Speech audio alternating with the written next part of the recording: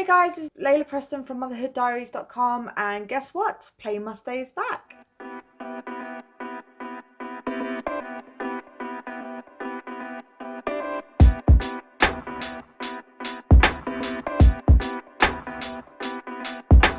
If you haven't seen my previous video, I'll pop it up here. For you to watch. But back in the summer of 2019, I joined with the Association of Play Industry, so we'll call them API for short. API is the lead trade body for the play sector. So they represent the interests of manufacturers, installers, designers, and distributors of both outdoor and indoor activity play equipment. They promote the best practice and high quality play provision within the play industry. So during the summer of 2019, when I was pregnant with this lady and she was in my belly, I joined their Play Must Stay campaign, and the boys and I frequented our local parks and playgrounds just to highlight the need to get children outdoors and off the screens during the summer, because obviously we know that during the summer holidays school's not on, and therefore it's very difficult for parents to multitask with their kids at home, and sometimes there's a pull of the screens, you know, they get their kids on the screens, and we've all done it, we all do it, I still do it now, but I've adopted a healthier balance. We explored how less screen time and more time outdoors benefited our children mentally and physically, and boy, I'm telling you, it made everything so much easier during the summer holidays. I was heavily pregnant with her. I was walking up and down to the parks and playgrounds, frequenting different parks, new parks, you know, and I think it kept me from not becoming obese. And it made life a lot easier for me in the evening, because I had my me time and the kids would go upstairs and I wouldn't have those temper tantrums in the evening anymore. Well, I mean, sometimes I do because they're boys, but not all, way less than if I'd have kept them on the screens. And I know that screens sometimes give you that 1 hour, 2 hours of respite, but it's the aftermath that I can't handle.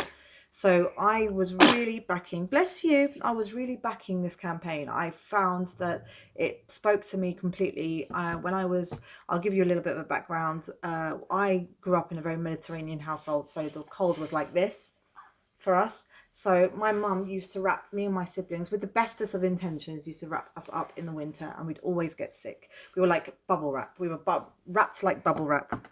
And so what I did at the beginning of motherhood, when I had my 2 babies, I did exactly the same. And I used to get sick still every winter. I know you've done puke. Every winter. And the kids used to get sick as well. And then when my middle one started nursery when he was about 4 years old, all of a sudden he didn't want to get in the car. He didn't want to drive to nursery. So it was about 25-minute walk to nursery. And he says, I want to walk. So what I ended up doing, rather than fighting him, because you know you have to pick your battles, I decided, okay, you feel the cold for yourself, you get sick for yourself, this is how you need to learn, you learn the hard way. We walked every single day, even during the harshest of February weather, and neither of us got sick. We didn't even get the sniffles. My husband got sick, my other son got sick, but myself and my middle one did not get sick, and he single-handedly changed my opinion of the cold. So I started to get really interested in this area. I wanted to know more about why screen time was affecting my kids so much, because I would put them on the screens. They'd be fine when they were on the screens, but when they came off the screens, they were really hard to handle. They were anxious, they were frustrated, they were fighting each other, they were fighting me. And I'm just wondering, why are you completely different people after you come off the screens? And eventually I started noticing my eldest eyes were crossing. And I chalked that down to being short-sighted, because I'm short-sighted. My dad is very short-sighted. My husband's dad is short-sighted. My siblings are short-sighted. But it would get worse when he'd be on the screens. And he would be on the screens for maybe half an hour to an hour. And then eventually they will get bored. And because we were a very outdoor family, we would go out a lot anyway.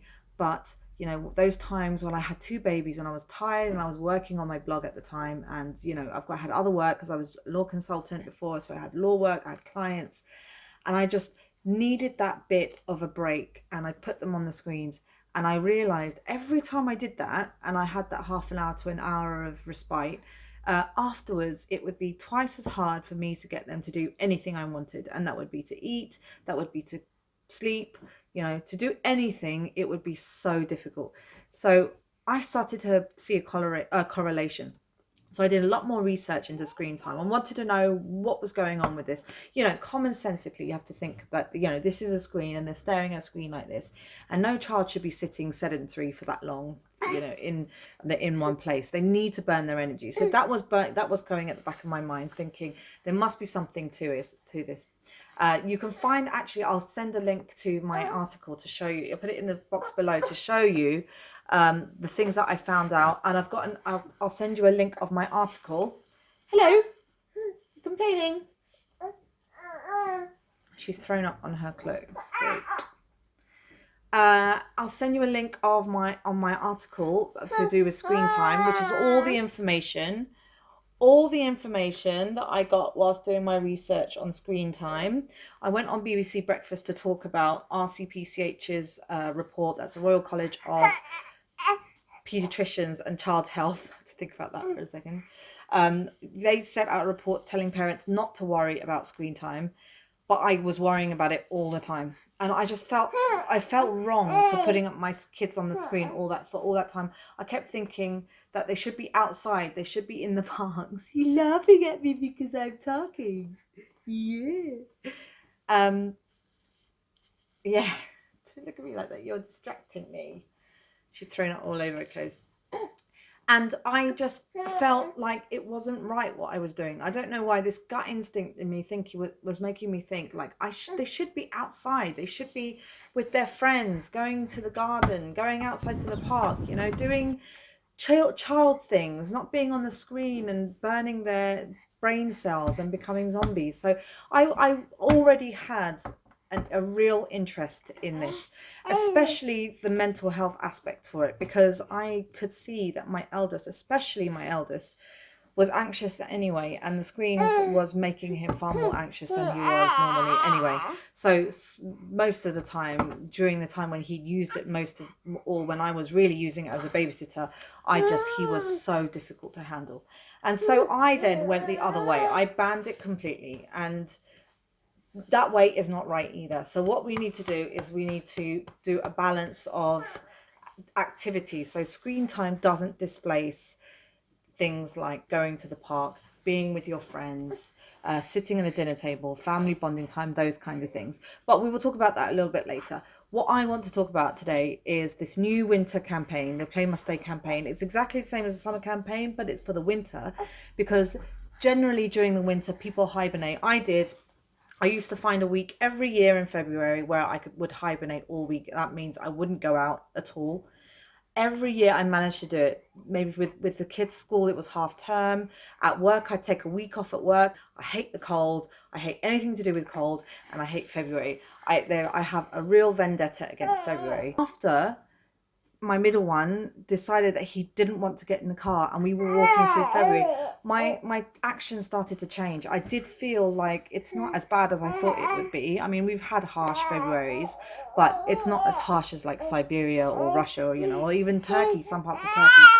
I know. And so I just thought, you know what, get on with it, snap out of it. You know, we do need to sort something out with these kids. We can't keep them indoors for that long. So the winter campaign is basically to show people that you can still take your kids outside to the playground. It's not going to kill you.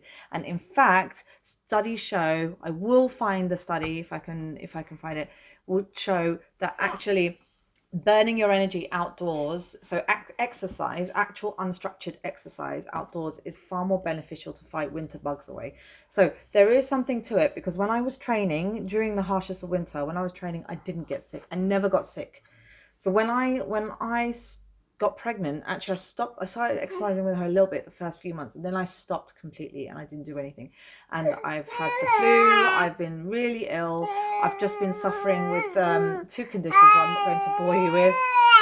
And I just feel like it's really, really important to drum that home. Exercise is really important, heart pumping. I know we're worried about this whole coronavirus thing, but, you know, building your immunity is a lot better than staying at home and trying to do this against the plague. That's not going to work, because once it gets to you, your body will shut down. So you need to burn your energy. You need to go around. So this campaign, if this lady lets me talk, So when I did the research into parks and playgrounds, let me give you a little bit of a backstory. During 2016, API did some research into the state of parks and playgrounds and found that 347 parks and playgrounds have been closed by the government already, and they are now looking to decrease their spend by almost half. So that's about 44%, which equates to about 25 million. And you have to imagine, you have to think that once these parks and playgrounds are gone, they are gone forever. You won't get them back. You don't just close temporarily. The government will end up demolishing those parks and playgrounds and building things like apartments, car parks, shopping malls. And what angers me, or what upsets me more than anything, is they're doing this to save money. But what they don't realize, it's a bit of a cutting off your nose to spite your face situation, because what they don't realize is by doing that, we are going, as taxpayers, are going to be paying more money in the long run through medical costs like obesity, mental health problems, which is already oversubscribed anyway, and sleep problems. I know that with my kids, having a screen before bed massively affected their sleep patterns. They took hours to get to bed. Right, I'm going to put this baby down.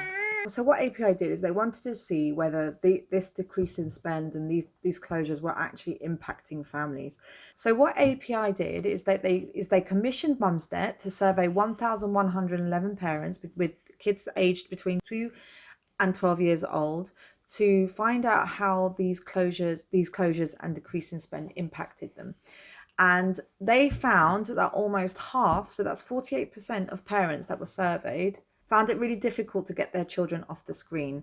60% with kids aged 10 to 12 found it really difficult to get their kids off the screen. We were starting to see a correlation that the older that your kids went, the less likely they were wanting to go to the park. So with parents with kids under 4, no problems getting to the park. I didn't have any problems getting to the park, but as they got older, it seems like they were more interested in going on the screens than getting to the park, and they were less interested in going to the park. So it did look as if these closure in parks and playgrounds were actually luring kids into the screen, pulling them indoors into the screen, and therefore leading to this epidemic that I'm talking about: mental health, sleep problems, and obesity, because kids are not meant to be staying indoors. They're meant to be outside burning their energy through unstructured play, which actually has been proven that unstructured outdoor play is more beneficial than indoor play or structured play. So this is why we were seeing this big high growth of mental health problems in children. So we thought, well, is this related to the lack of parks and playgrounds? So over half of the parent survey said that if their child had access to local play facilities, then they would be more likely to go to the park and playground. And a whopping 90% of the parents surveyed, of those with no access to local playground, said that a local play facility would actually get their child to play outside more. So there was definitely a correlation between the closing parks and playgrounds and less kids being outdoors. So it's really important this campaign pushes through how fundamental parks and playgrounds are. There are so many reasons why, which we'll go into a bit later on, but this is why this video is being made, this campaign is being made, the Play Must Stay campaign, is because we want to urge the government to increase their spend and stop closing the parks and playgrounds down. So what we did is we came up with a winter's tale. I'll pop the link in the description below of our journey, but what we did is we created a winter's tale campaign. And rather than the summer project where we went to as many parks and playgrounds as possible, I just wanted to get the kids out during the winter, through the rain and the snow and the wind and all sorts of things. I just wanted to get them outdoors. So what we did is we frequented our 2 favorite parks. There's a lot of reasons why parents tend not to take their kids outdoors, but sometimes, like for example, myself, I didn't want to go out in the cold. I was too tired. I didn't want to get wet. I wanted to stay under the duvet. I was worried about my kids catching a cold. I wanted to watch the rain from indoors. I was worried about getting dirty. Thanks, Isla. I was worried about getting dirty, and I basically just wanted to hibernate. Do you want to do the video? Yeah, you can do it then, you do it. So I had all of these thoughts all the time, every time I wanted to go outdoors, even when it wasn't cold, I had all of these thoughts. They always used to run through my mind thinking, oh my gosh, I can't be bothered to get outside, especially when I was pregnant, heavily pregnant. Our walk to the park, our local park takes about 25 minutes, and it's an uphill walk. It is an uphill walk. I just thought, right, I'm going to push all of these thoughts out of the window. And when my kids were 4 and 5, I thought, you know what? Unless one of us is ill, we're going out. We're going out because I know that by the time we get there, and once we're there, we'll be happy and we'll be having fun. I know that it's just all about getting there. And if you can fight that mentality and just say, look, once we get there, we'll have fun, then it'll be fine. I didn't want to get them used to being indoors. I didn't want them to be addicted to the screens. I wanted them to have a proactive attitude. I think that keeping them on the screens was actually worse. Obviously, like I said before, I would have really anxious, frustrated, angry kids that fought with each other and with me. I wanted my boys to get a good night's sleep, and I know that having good night's sleep is all down to running boys like puppies in the park. You've just got to do from sun up to sundown. They just need to be outside burning their energy. I wanted them to feel less scared of the harsh weather. I wanted them to build their immunity. I wanted them to try new things. I wanted them to socialize more. This was a very important point for me, to get the kids outside socializing with their friends a lot more. And what better way than to run free with their friends in the park or the playground? I think it's a fantastic way to foster relationships. And I wanted them to enjoy what nature was like without preferring to go on the screens. There are many, many reasons why, going to the park and playground, it increases physical exercise. It fosters relationships, I told you before. It refreshes the mind. It resets the biological clock. It improves and increases cognitive and emotional development. It improves sensory skills. It increases attention spans, develops immunity, promotes happiness, encourages creativity, promotes independence. There are so many reasons why parks and playgrounds are fundamental to our kids' development, both mentally and physically. And yet the government are trying to save money. So it's really important that we push to the government that this is not a good idea, that they decrease their spend, and that we lose our parks and playgrounds, because parents need kids to have their local park on their doorstep. I don't think I ever went home until it was dinner time. I think I always stayed out. I don't remember ever being indoors being bored. And we used to spend so much time talking about loads of things, boys and fun and schoolwork and playing and parties and stuff. These kids are missing all of that. You can't get any of that on a screen. WhatsApp message is so linear, so 2D. Social media applications should not be used by any child until the age of 18, I believe. I don't think that any child should have social media profiles. Fine if they have a phone when they're 12, 13 for safety reasons, but no child needs to have a social media profile. What do they want to share on social media? I don't know.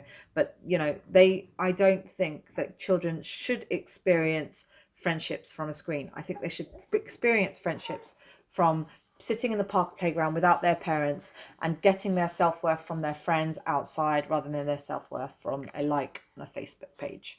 But that's my opinion. And statistically, from studies, which I will pop in the link below, those kids who are looking for their self-worth on from a Facebook like are getting more mental health problems and issues like depression and anxiety. Because we have to remember with screens that it is like an addiction. It is like drugs and alcohol.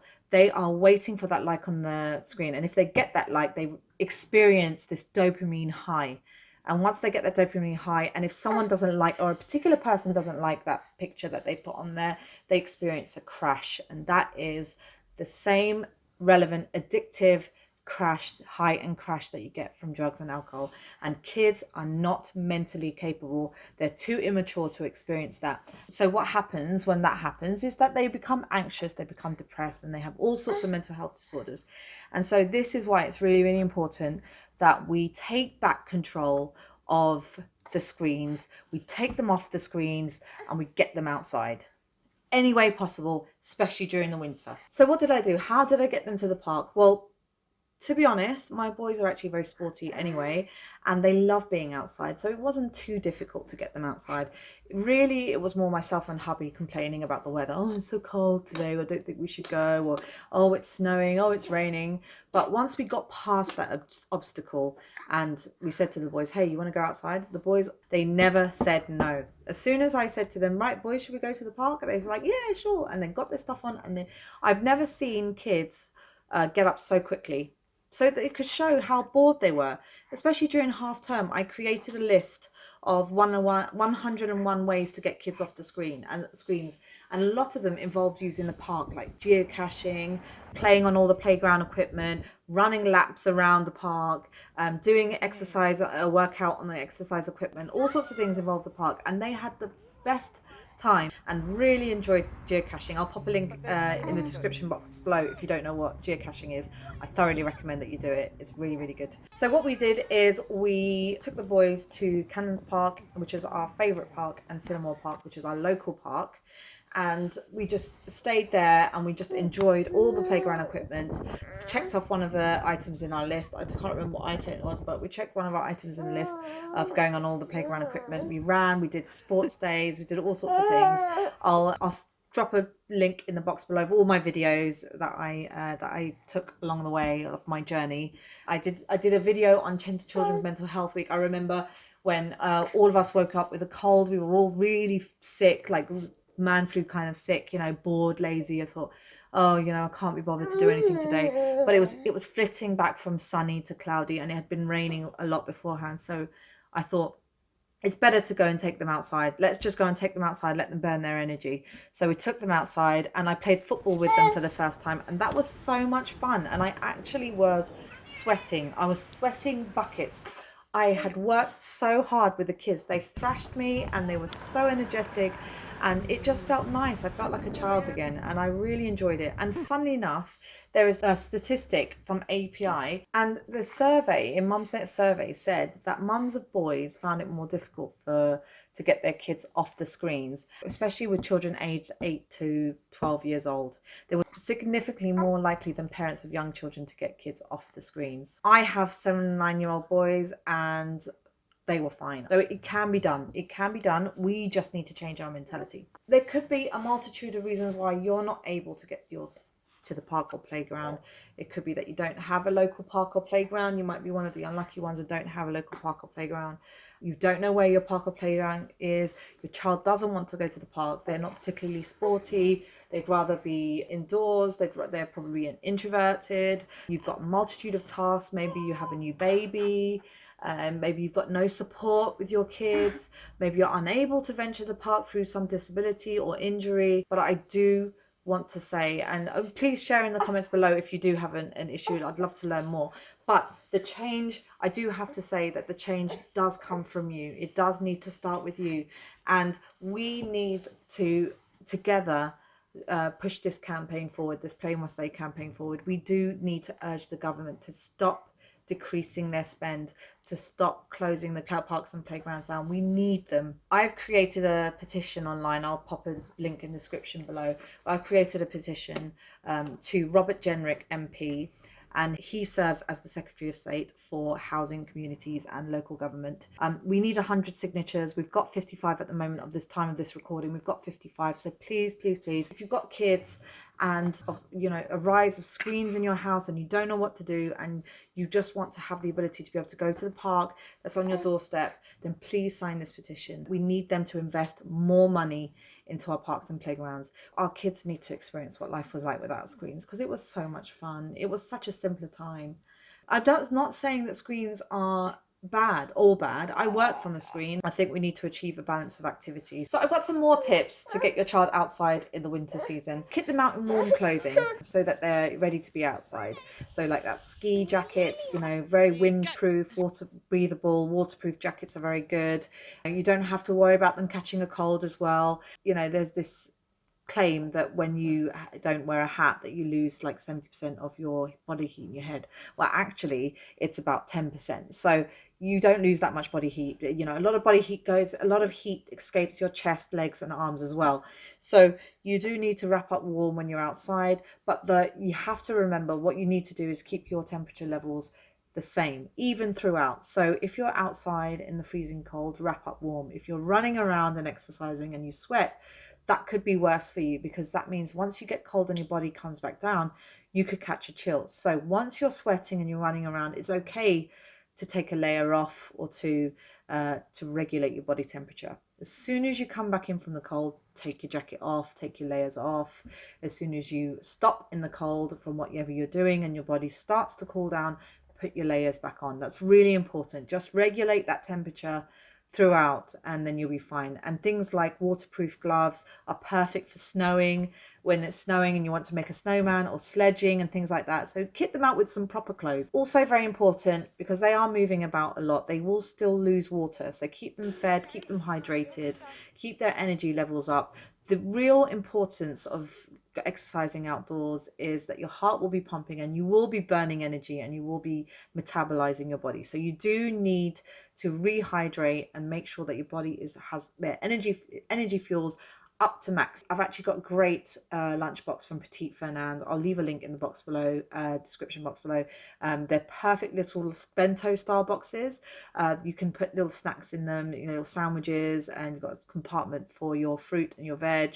And it's really good, and it's got an ice pack at the bottom, so during the summer it's really good to keep things chilled in there. And you don't have to just go to the park by foot. You can rollerblade to the park. There's lots of other ways to get to the park. We love bike rides. We do lots of bike rides. We do 10k bike rides, 5k bike rides, even 20k bike rides if the boys can handle it. And we do a lot of nature style walks as well.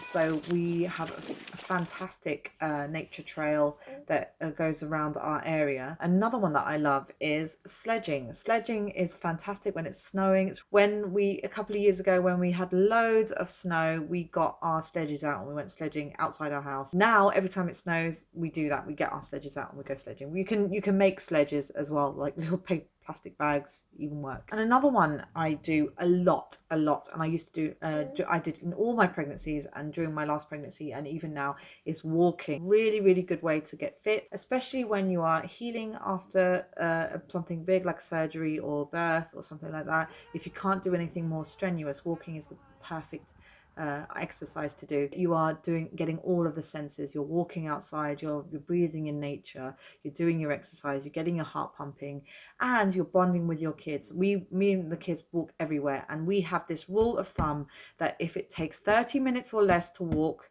then we are not getting in a car. And if all else fails, if you can't get to a park or playground for whatever reason, then get to your back garden. The most important thing to do is get your kids outdoors and exercising. Get a climbing frame in the back of the garden, get some goalposts in there, get their friends around, and just burn your energy. The importance here is that they are not on the screens and they are not wasting their lives away inside. But it's important to note that balance is key. I'm not telling you to cut out screens forever. And what I'm telling you is that screens does not displace other activities, normal activities. Make sure you build into your daily routine a 30-minute walk at least every day. Whether that's going to school, going to the park, going to the shops, whatever it is, get your kids outside with you and walking outside. That's really important. My second tip is to limit screen time to between 30 minutes to an hour. I don't advocate any screen time to a baby or a child before the ages of 2. I'm talking about playing on a game or watching something on the screens, whether that's TV or phones. I don't think before the ages of 2 that they should be doing that. After the ages of 2, I think it should be very limited screen time, very, very limited screen time, and reduced to educational apps maybe, and phoning your family and friends. I think that's okay. Discretionary screen time I think should really be kept to a minimum. Between the ages of 4 and 8, 9, 10, 11, 12, I think discretionary screen time should be very limited as well. I don't think kids should have any social media profiles at all. I don't believe that they need it. I don't think that they should have it by their beds. I don't think they should have it 2 hours before they go to sleep. I think screen time affects their sleep more than anything. I have seen it with my own 2 boys. They are wired, they are anxious, they are dazed because they've been staring at the screen for too long. You can fight to stop the government from closing our play facilities, and we work together on this, we get our kids outside, then I think that we can overturn this whole influx of screen behavior. We need to flip it, and we need to have more outdoor activity and have screen time as a treat, because at the moment it seems like going outdoors is a treat. Please watch the videos that I've got in the links below. It gives you more information about the Play Must Stay campaign. Please tell me what your situation is, whether you can get to a local park or playground yourself. Let me know in the box below what your troubles are with getting your kids off the screens, how old your kids are, what do you do, any tips that you have. Please share. This is what it's all in aid of. And please sign the petition. That's really important. We need to get this under the government's noses, and so that they can see what we're dealing with here. I think they're a bit out of touch in the sense that they don't understand how important parks and playgrounds are. So let's get them reviewing the situation. Urge the government to invest in our parks and playgrounds, increase their spend, and try and limit screen time activity. That's really important. In fact, watch this space, because I've got something really interesting coming out for screen time to get kids off the screen. So please watch this space. I've linked to the full article in the box below, so please click on the full article. It's got all the information that I've talked about today. If you like this video, please give it a thumbs up. I need to know whether you want to see more videos like these. Please subscribe if you haven't done so already. Hit the notification bell. Very new to the whole video thing, so please let me know if you want to see more videos. And thank you so much for watching. I really appreciate it. I'd really love to learn what your situation is, so please share in the comments below. And thank you very much, and best of luck. I hope everything goes well for you.